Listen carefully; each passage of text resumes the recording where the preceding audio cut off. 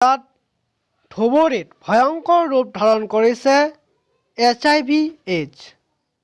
প্ৰায় 115জনৰো অধিক HIV/AIDS সংক্ৰান্ত ব্যক্তি চিনাক্ত হৈছে ধুবুৰীত। ধুবুৰীত উদ্বেগজনকভাৱে বৃদ্ধি পাইছে HIV/AIDS ৰোগীৰ সংখ্যা।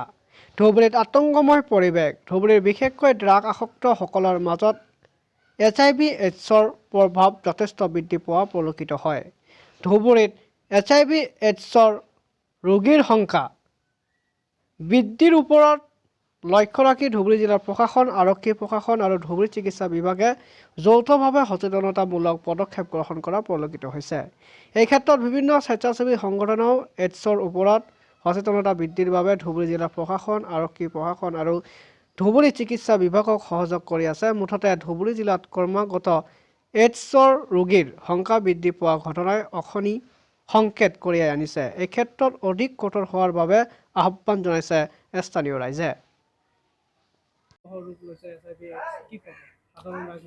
হয়, HIV/AIDS এটা মাৰাত্মক ৰোগ, যিটো আগৰে পৰা আমি শুনি আছোঁ। কিন্তু ধুবুৰীত ইমান সংখ্যক যে বৃদ্ধি পাইছে, এইটো সবতকৈ আচৰিত।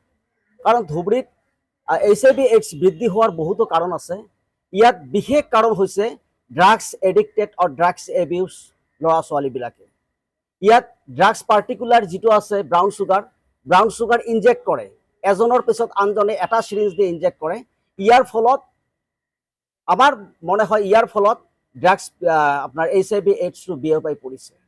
গতিকে এই ক্ষেত্ৰত পুলিচ প্ৰশাসন আৰু ডিষ্ট্ৰিক্ট মেডিকেল এডমিনিষ্ট্ৰেশ্যনে আৰু কঠোৰ হ'ব লাগে, যাতে এইটো অতি সোনকালে কণ্ট্ৰল কৰিব লাগে। নহ'লে আমি এটা আতংকত আছোঁ। আমাৰ ল'ৰা ছোৱালীক কেনেকৈ আমি এই সমাজত ডাঙৰ দীঘল কৰিম? এইখন সমাজতে বৃদ্ধি পাই আছে।